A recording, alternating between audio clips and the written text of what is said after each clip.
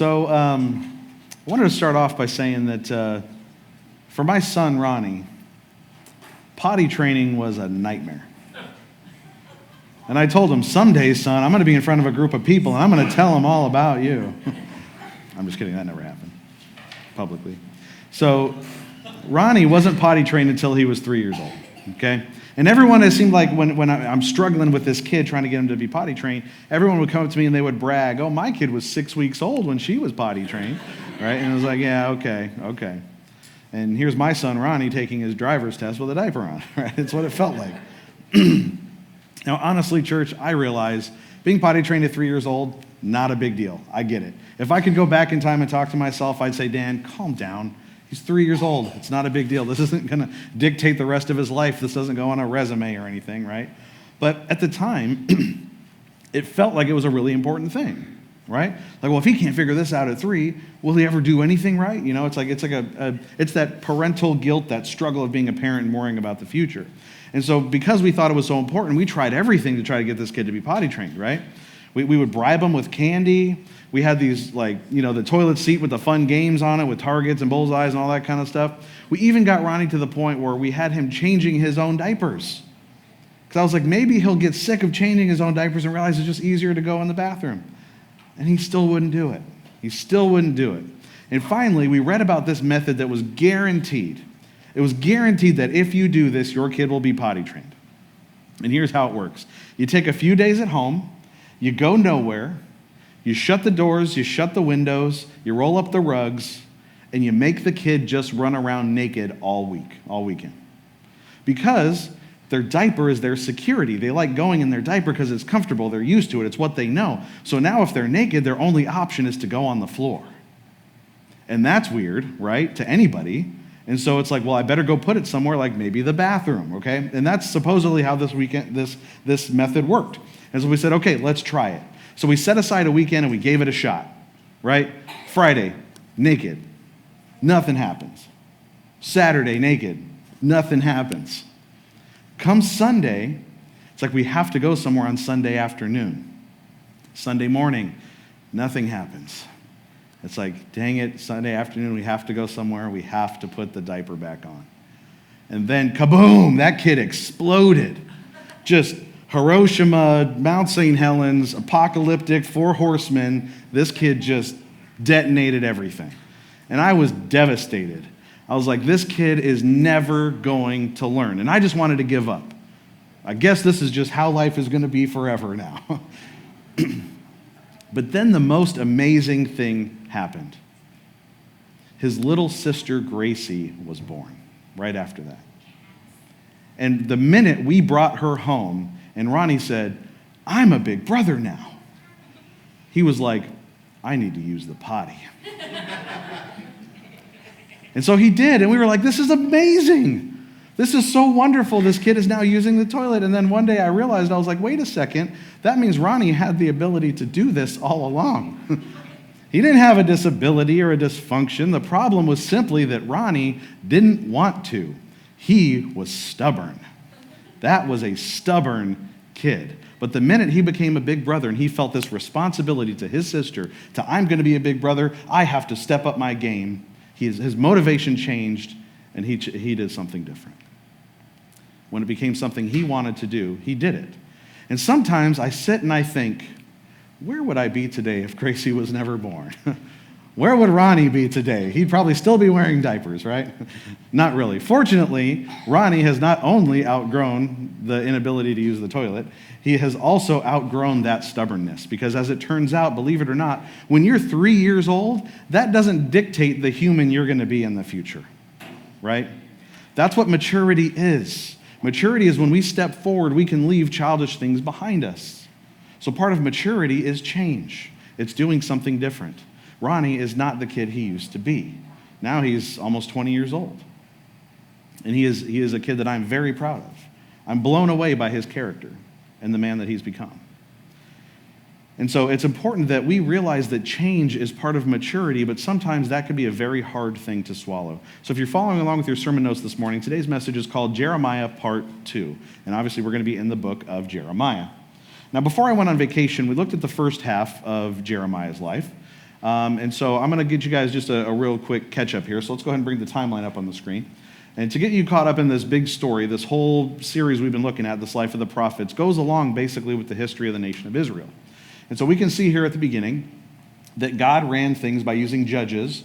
Specifically up there we have Moses, Eli, and Samuel. And those guys were judges, which meant they had a religious responsibility and a political responsibility, but they were under God. But eventually Israel was like, we don't want to do that anymore. We want a king like everybody else. And God said, that's really not a good idea, but okay. And so he let them have kings.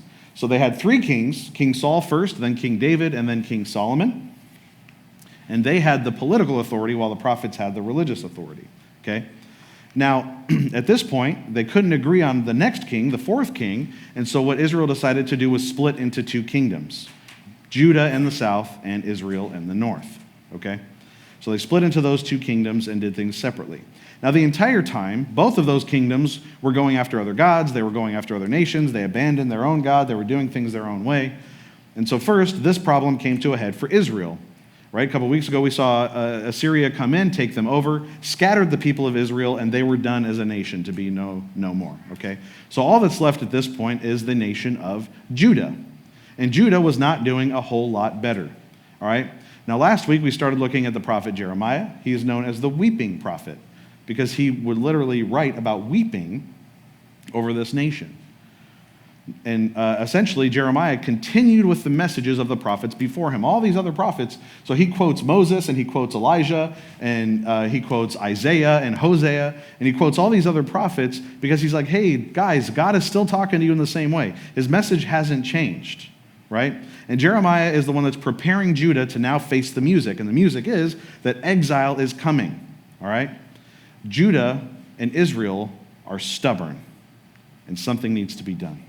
And so Judah, the only one that's left, is going to be exiled into Babylon. And while this is going to be a good thing overall, it is not going to be a fun process for them, all right? So we closed the last time at outdoor service by looking at the book of Lamentations, which was most likely written by Jeremiah. And from that, we learned that it's okay to lament what God is doing. It's okay to not like the situation you're in. It's okay to look at God and ask him questions or to plead with him, to admit to him that we're struggling, right? It's okay to lament and to weep in times of trouble and struggle and challenge. So if you're filling in your blanks this morning, here's your first fill in the blank. Weeping is a part of the human experience. I think it's important that we get that out of the way up front. That weeping is a part of the human experience. It's unavoidable. It's almost like to be a human, you have to weep.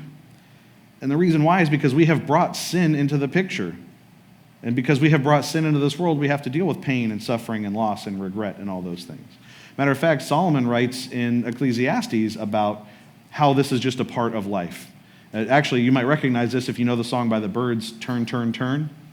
To everything turned. Anybody know that song? Yes.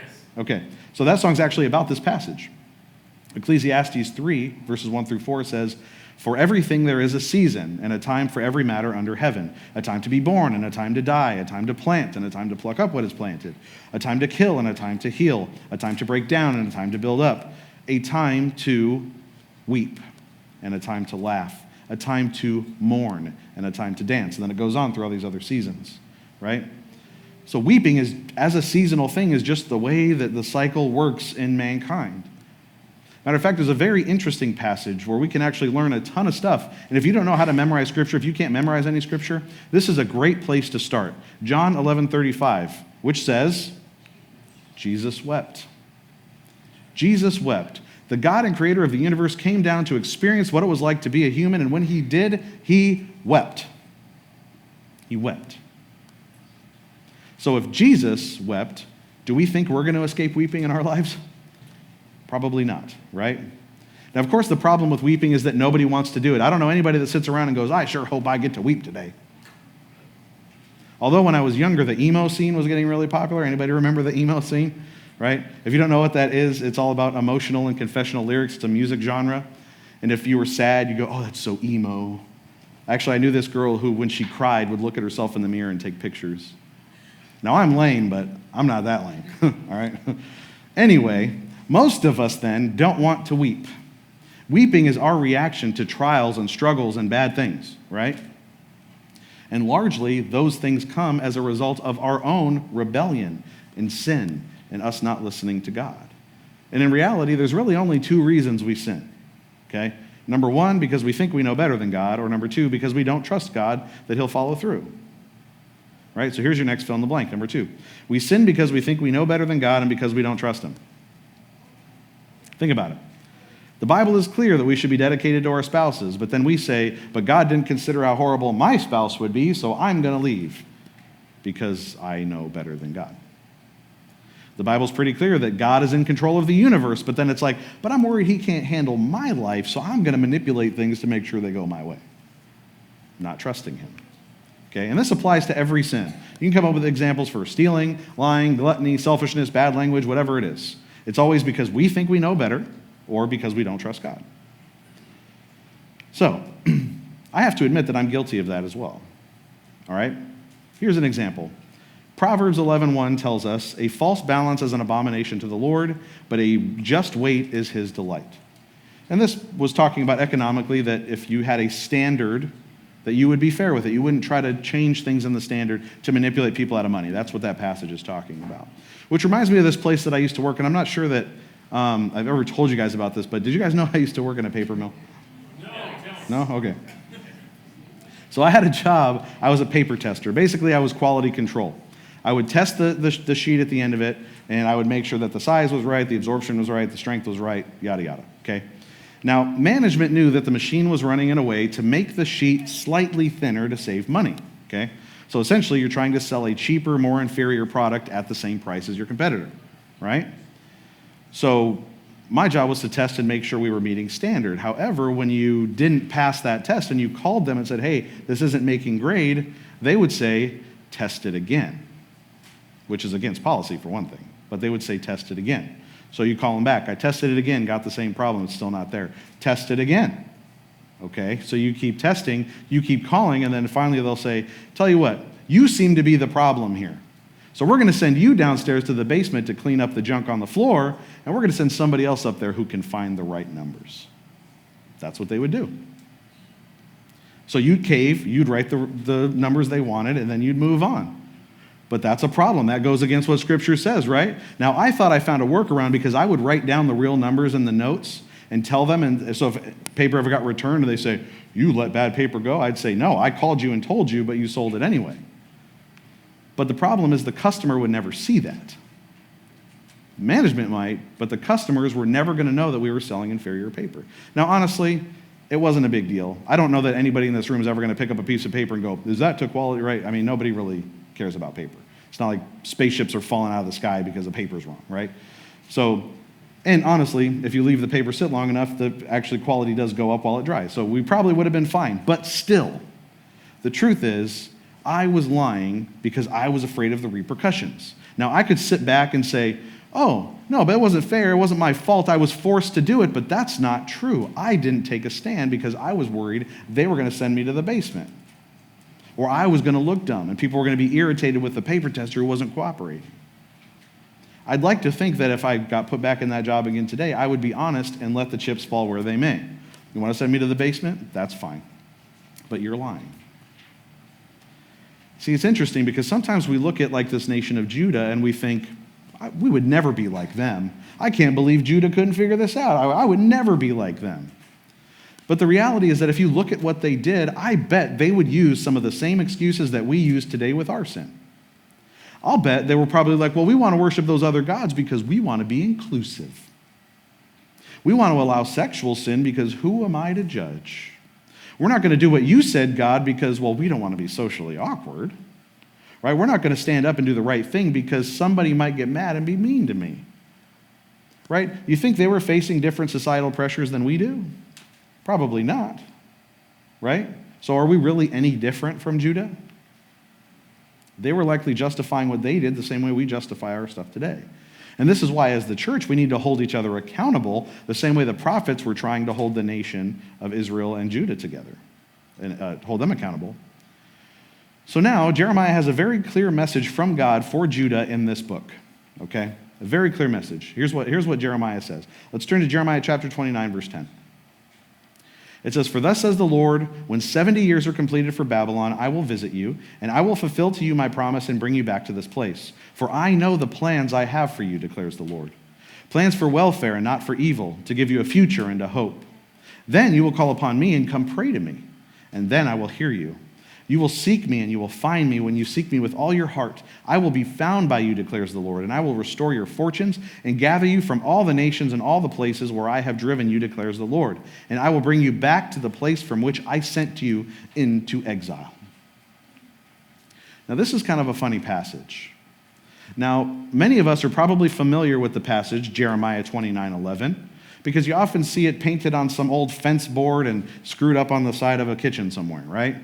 I know the plans I have for you, declares the Lord, right? We usually see that in some sort of Christian decoration that we can buy from Hobby Lobby, right? But what's interesting is when the Lord declares, I know the plans I have for you, for welfare and not evil, will give you a future and a hope and all that stuff, people usually hear that and go, I love it because it means God is going to make my life awesome. He has plans for me and everything's going to be okay. And a bunch of nice stuff and good things are going to happen to me always. That's what that verse means to me. It's like, well, actually, there are two big problems with looking at that verse that way. First of all, God is clearly not talking to us here. If you go back to Jeremiah 29:4, it says, "Thus says the Lord of hosts, the God of Israel, to all the exiles whom I have sent into exile from Jerusalem to Babylon." That's a very specific group of people that we are not a part of, right? So that's the first problem. So specifically for exiles to Babylon. But the second problem is that when we view this as just a wonderful message of hope, and we think that God is saying everything is going to be good and there's not going to be any problems, the problem with that is that God is saying everything is going to be good, but he's saying it's going to be good eventually. Verse 10 says, yeah, it's going to take 70 years for this to happen. It actually ends up taking longer than that. So God is saying, this is going to be hard on you guys. It's going to be okay, but it's going to be hard in the meantime. That 70-year period, think about it. If you were being taken into exile, how many of us would live another 70 years and be able to come back? If you were young enough, you'd still probably be, if you were like a newborn, you'd be 71, right? So that's your best hope. But what's interesting is when you look at this story here and what's going on and what God is doing, it makes me think about raising children. Right? The way God is interacting with Judah here makes me think about raising children. You can learn a lot about God's love and his patience and his discipline by raising kids. And really, the Bible summarizes parenting in 2 verses. Proverbs 22:6 says, "Train up a child in the way he should go. Even when he is old, he will not depart from it." And then in Proverbs 13:24, it says, "Whoever spares the rod hates his son, but he who loves him is diligent to discipline him." So basically, the 2 things we learn here are, number 1, teach your kids God's way and encourage them when they do right. And number 2, punish them when they do wrong, but only do that because you love them. Right? Don't punish them because you're mad or because you want revenge. Punish them because you love them. Right? So here's your next fill in the blank. Parents should encourage kids when they do right and discipline when they do wrong. There's got to be a balance there. See, in God, who is love, is the motivation for both of those things. You can pencil that in your notes too if you want. See, too often I see parents really being heavy-handed on one and a lot lighter on the other one of those things, right? Like they'll encourage their kids when they do right, but then when they do wrong, they just make excuses for them. Or they discipline them when they do wrong, but then they also are mean to them when they're doing well. Like that's just what's expected of them, right? They're just harsh with their kids. It's like you have to be both of those things. Because if your kid is going to go off the rails in one direction or the other, you have to give both of those things to keep them on track. And what God is saying here to Judah is, I love you so much, I'm going to discipline you because you need it. But I also love you so much that when it's done, I'm going to restore you. And so that's God's plan. Judah, next thing, is going to be exiled, which is about to happen right now. So let's take a look at one of the most devastating moments in Jewish history. Jeremiah 39:1. In the 9th year of Zedekiah, king of Judah, in the 10th month, Nebuchadnezzar, king of Babylon, and all his army came against Jerusalem and besieged it. In the 11th year of Zedekiah, in the 4th month, on the 9th day of the month, a breach was made in the city. Warnings are done, judgment is here, and God is moving. That's what this is saying. And there's 2 things we have to realize about God here. Here's your 4th fill in the blank. God is merciful and just. God is merciful and just. And that's a hard job because somehow God has to figure out how to balance his loving mercy with his justice and righteousness. That's a hard thing to do, right? And usually, whatever God ends up doing, we end up just criticizing him for it, right? When God doesn't stop mass murder or slavery or something, we think, well, then God isn't just. He's a monster. But then when God destroys people who burn babies and commit genocide, we think, well, God isn't merciful. He's a monster. We just pick the opposite of what God does, and we just accuse him for it. But in this case, God has been merciful with Judah. He's been merciful this whole time. Think about this. From the beginning of when Moses first got them out of Egypt, there were problems. When they hadn't even left Egypt yet, there were problems. There's always been issues for Israel and then for Judah. And God has been patient with them.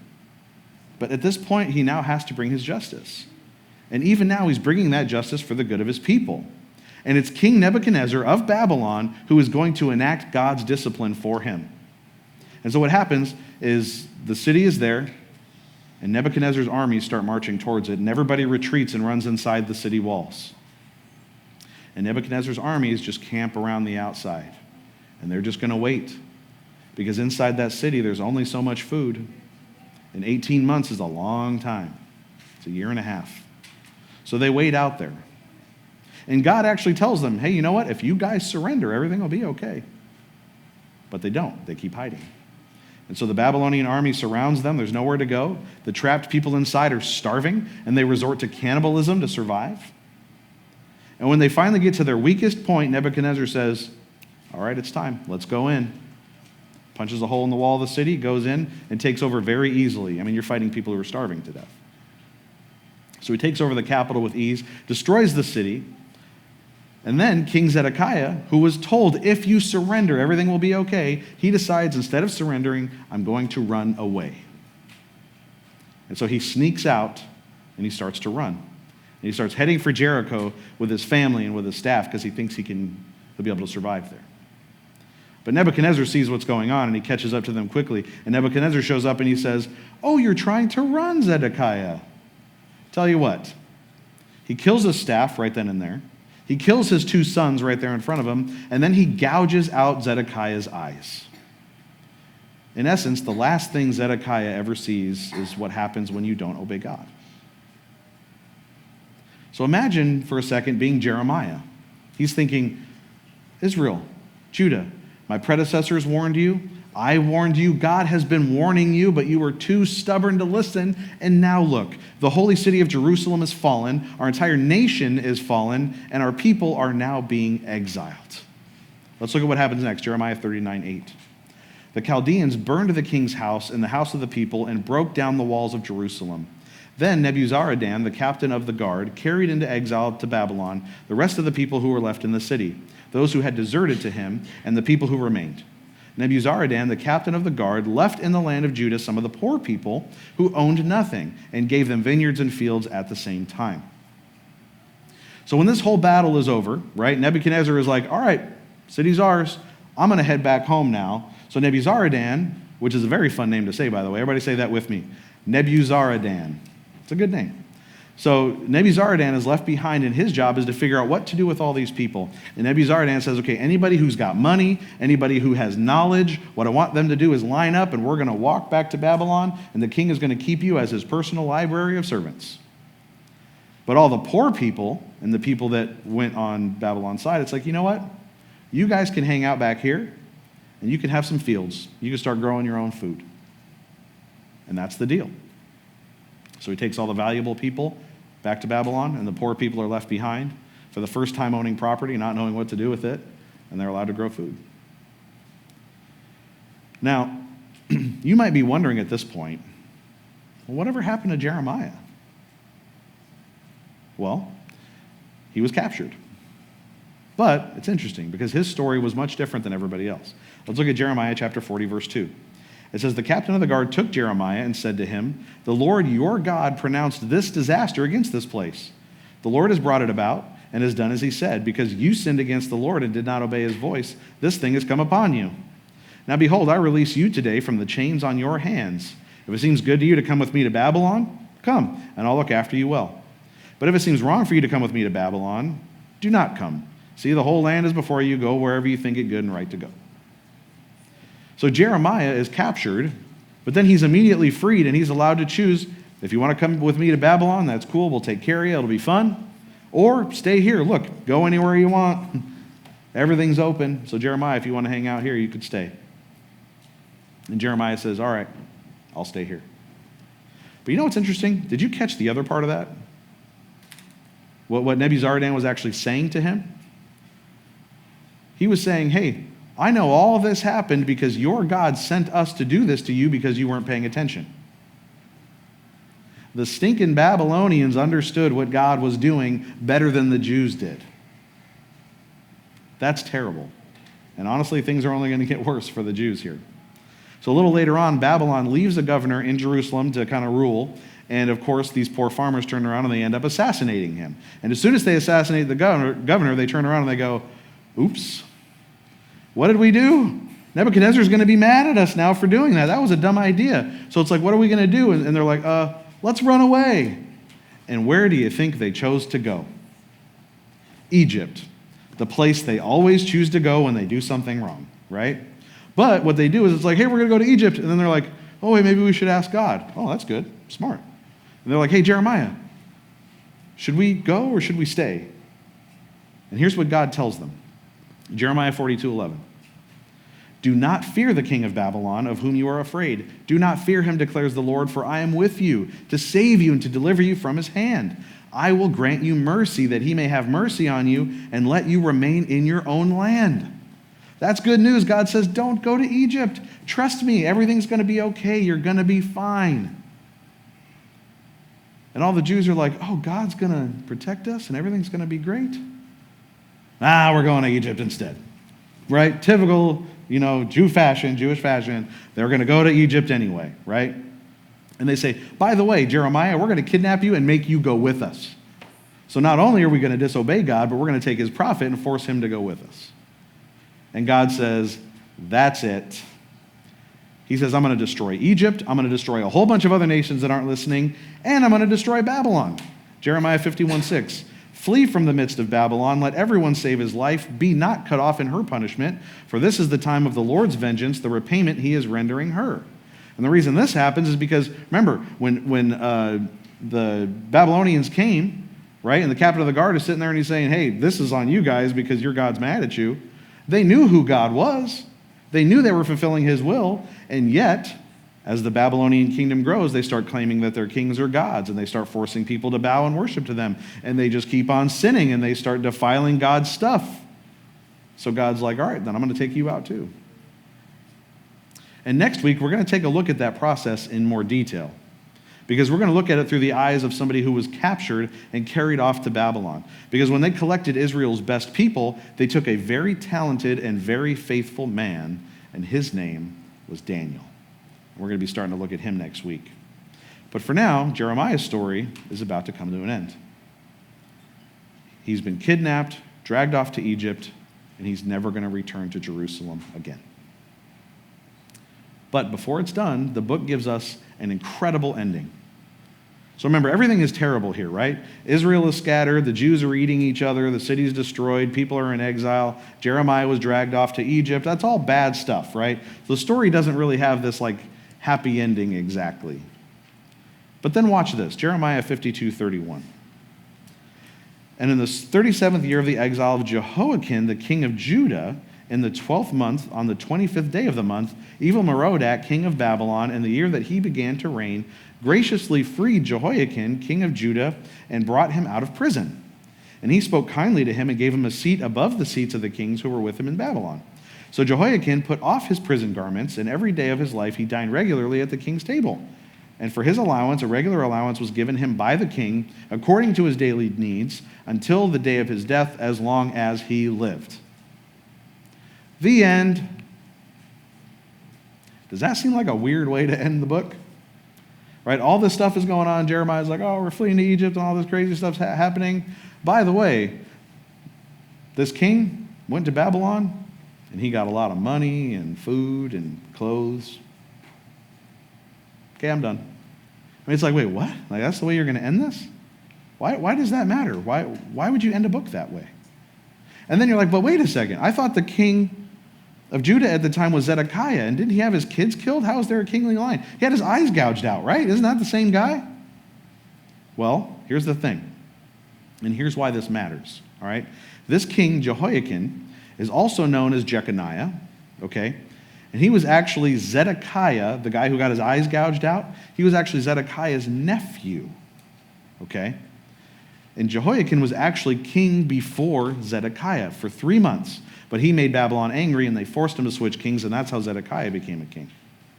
So Jehoiakim was actually preserved, carried to Babylon, and then he found favor with the king of Babylon. Now, the reason that matters is because if we fast forward several hundred years, we end up in a book called the book of Matthew in chapter 1, where it goes through Jesus' genealogy. And Jesus' genealogy begins with Abraham, works its way through King David, because we know that King David is where the Messiah was going to come from. And then we get to Matthew chapter 1, verse 11, and it says this: And Josiah, the father of Jeconiah, and his brothers at the time of the deportation to Babylon. And after the deportation to Babylon, Jeconiah was the father of Shealtiel, and Shealtiel the father of Zerubbabel, and it keeps going on from there, okay? And it continues all the way through to verse 16, where it says, And Jacob, the father of Joseph, the husband of Mary, of whom Jesus was born, who is called Christ. So let me clear this up for you. That genealogy says Abraham goes through David, goes through Jeconiah, and works its way down to the Messiah, who was Jesus. So Jeremiah ended his book with a very important detail. Yeah, Zedekiah, eyes gouged out, no more kids, that's a problem. But his nephew, who was actually king for a while, continued the line of David so that the Messiah could still come. It's like Jeremiah's like, hey, before I go real quick, the line is still good. The Messiah is still going to come. Don't forget that part. Okay, got to go. That's basically the way that ends. With everything that is going horribly wrong here, God is still sovereign. His plan is still there. So what do we do with this, church? How do we look at this story, and what do we take home from this? Here's your last fill in the blank. We must get past our own stubbornness. If we could only learn to not do what Israel and Judah did, if we could only trust God and say, okay, Lord, whatever you want, I'm willing. If we could say, I trust you and your plan and your judgment and your goodness, if we could just surrender our stubbornness and let God work, everything would be great. But here's the problem. Too often, we can't do that. We struggle. As much as we may try, we still fall short. And for us, that might sound hopeless, but with God, we know that we are never hopeless, because all of us, we're all just mini Israels. We're stubborn, we're ignorant, we're selfish, we're sinful. Right? I know when I look at my life, I see those things. We tend to want to abandon God at every turn, and when he calls us back, we blame him for our discomfort. But just like Israel, even though God lets us struggle through trials, God ultimately has a plan for us. And that plan was enacted because he sent his son, Jesus Christ, to die for us, that we might have a chance to be restored to him. God said, clearly you can't handle this, but I got you. And that's why Jesus came.